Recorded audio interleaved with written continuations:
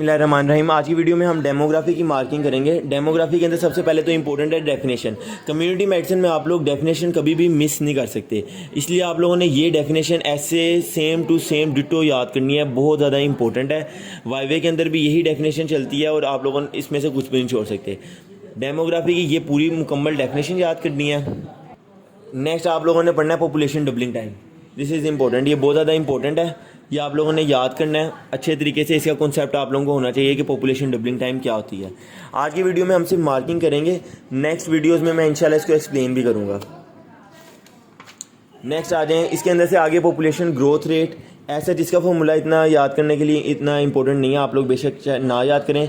Growth rate, इसका formula याद करना बहुत इंपॉर्टेंट है, इसकी डेफिनेशन भी वेरी इंपॉर्टेंट, ये आप लोगों ने ऐसे ही याद करना है। उसके बाद क्रूड बर्थ रेट निकालना आना चाहिए। क्रूड बर्थ रेट कैसे निकालते हैं, मतलब कि जितने बच्चे उस साल में पैदा हुए होंगे divided by mid year population. अब अक्सर बच्चों को पता नहीं होता कि मिड ईयर पॉपुलेशन से क्या मुराद है। मिड ईयर पॉपुलेशन से मुराद ये है कि 1 जुलाई को हम जो लेते हैं, जो पॉपुलेशन होती है उस टाइम जो हम पॉपुलेशन लेंगे उससे हम डिवाइड करेंगे मल्टीप्लाइड बाय 1000।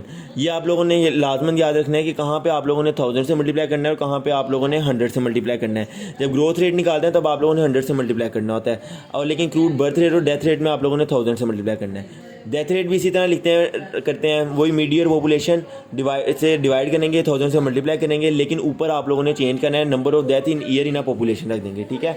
उसके बाद फिर आप लोग ग्रोथ रेट निकाल लेंगे, इसका फॉर्मूला लाजमन याद करना है, ये पेपर के अंदर आता होता है।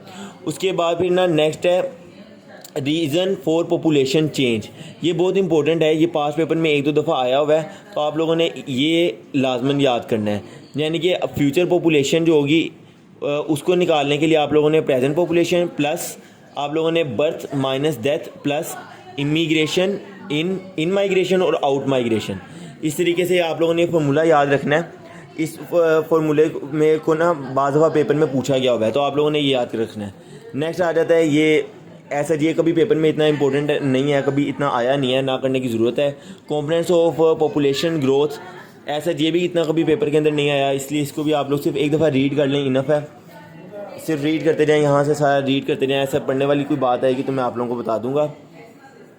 ऐसा ये भी इतना नहीं आता होता। अच्छा, ये पेपर के अंदर सवाल लाजमन आता होता है, ये बहुत इंपॉर्टेंट क्वेश्चन है, causes of decrease in mortality. Very very very important question, ये पेपर के पास पेपर के अंदर काफ़ी दफ़ा आया हुआ है, लेकिन ये सारा याद नहीं करना आप लोगों ने, सिर्फ ये जो पॉइंट्स हैं ना इनकी हेडिंग्स याद कर लेनी है, क्योंकि ये हेडिंग्स इनफ है। अगर आप लोग बाकी आप लोग अपने से भी लिख दें कम्युनिटी मेडिसिन के पेपर में तो कोई मसला नहीं होता, सिर्फ आप लोगों ने हेडिंग्स याद करनी है, इनफ है। उसके बाद फिर नेक्स्ट आ जाएँ। नेक्स्ट जो फॉर्मूलाज दिए हैं बेसिक फर्टिलिटी मेजर्स, यहाँ पे आप लोगों को नाम सबके याद होने चाहिए, बाकी जो मैं आप लोगों को बता दूंगा आप लोगों ने फॉर्मूला सिर्फ उसी के याद करने हैं। क्रूड बर्थ रेट का तो आप लोग पहले भी फॉर्मूला याद कर चुके हैं। जनरल फर्टिलिटी रेट, ये इंपॉर्टेंट होता है, ये आप लोगों ने इसका फॉर्मूला याद करना है। ए स्पेसिफिक फर्टिलिटी रेट, ये भी फॉर्मूला इंपॉर्टेंट है, इसको भी याद करना है। हमें पेपर में यही आया था, जनरल फर्टिलिटी रेट और ए स्पेसिफिक फर्टिलिटी रेट किस तरह निकालते हैं, इसके अंदर कोई बड़ी बात नहीं है। अगर देखें जनरल फर्टिलिटी रेट अगर निकालना हो तो number of live birth in a year divided by number of women age 15 to 49 years. किस तरीके से ये लिया है, देखें जितने बच्चे पैदा हो रहे हैं वो तो लिखेंगे क्योंकि फर्टिलिटी रेट आप लोग लिखा रहे हैं, नंबर ऑफ लाइव बर्थ। आगे जनरल फर्टिलिटी रेट, यानी कि जिस एज के दौरान वुमेन जो होती हैं वो रिप्रोडक्टिव रहती हैं, तो 15 से 49 ईयर्स के दौरान जनरली रहती हैं। फॉर्मूला बन गया, मल्टीप्लाइड बाय 1000 कर देंगे।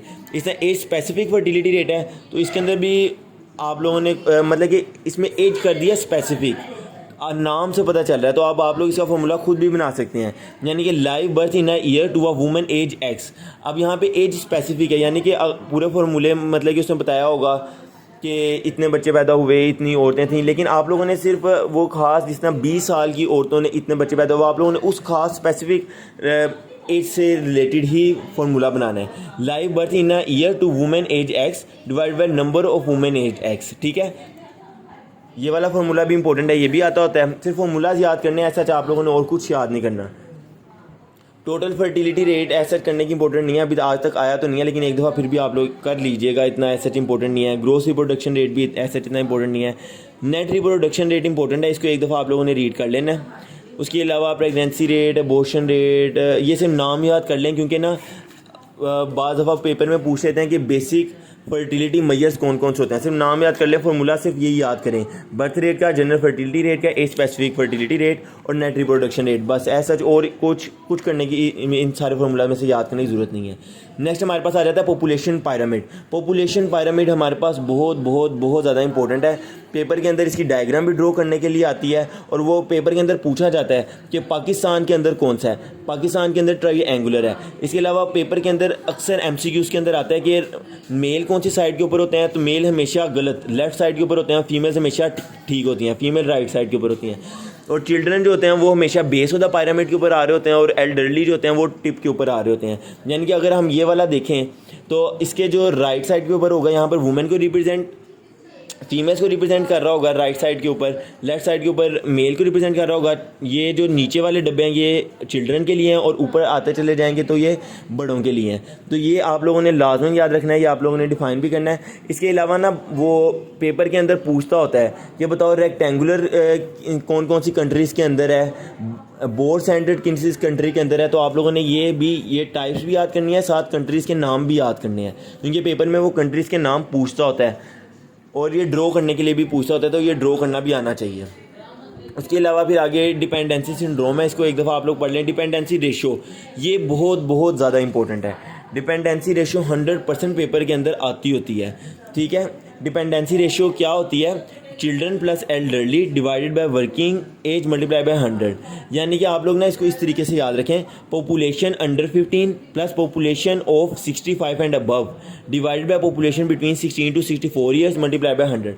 अब देखें जो भी चीज़ हमने निकालनी होती है ना, हम हमेशा उसको ऊपर रखते हैं डिपेंडेंसी रेशियो। यानी कि वो लोग जो कि डिपेंडेंट हैं, जो कि अपना खर्चा खुद नहीं उठा सकते, तो आमतौर पर वो बच्चे होते हैं और बड़े होते हैं। डिवाइड किससे करना है, डिवाइड आप लोगों ने कर देना है population between 16 and 64 years of age, जो कि काम कर रहे हैं, वर्किंग एज मल्टीप्लाइड बाय 100। तो इस तरह आप लोग निकाल लेंगे dependency ratio.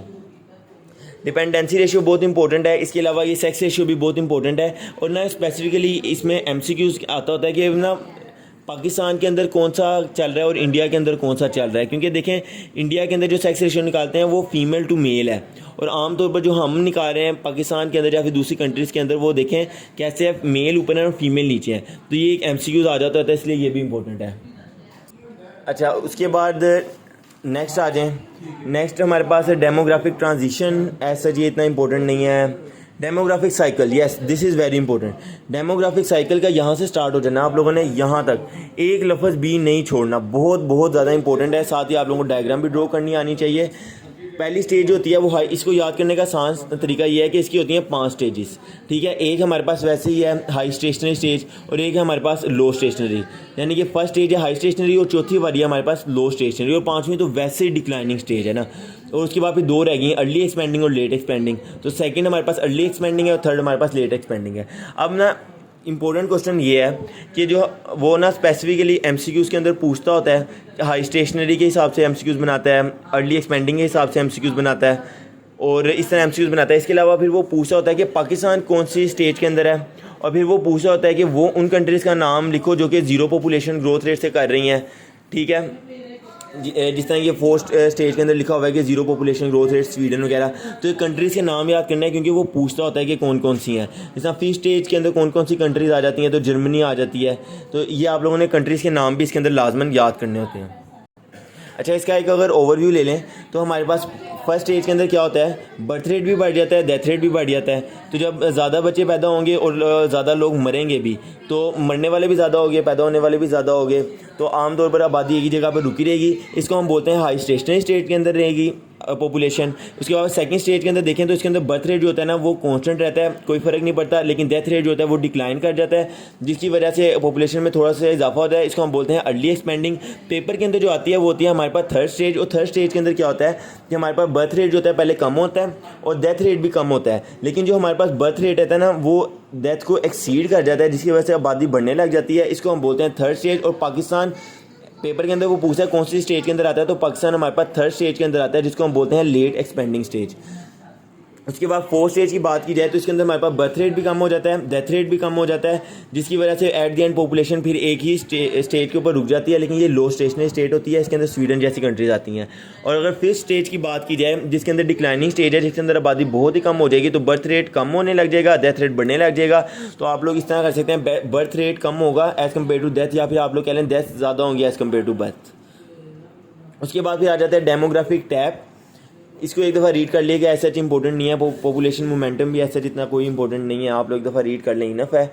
Implications of high population growth, ऐसा ये भी इतना इंपॉर्टेंट नहीं है। तो vital index, yes vital index हमारे पास एक इंपॉर्टेंट चीज़ है, इस चैप्टर में लास्ट यही रह जाता है। और वाइटल इंडेक्स बहुत इंपॉर्टेंट है, यहाँ से लेके यहाँ तक आप लोगों ने वाइटल इंडेक्स को अच्छे तरीके से पढ़ना है, ये पेपर के अंदर लाजमी आता होता है।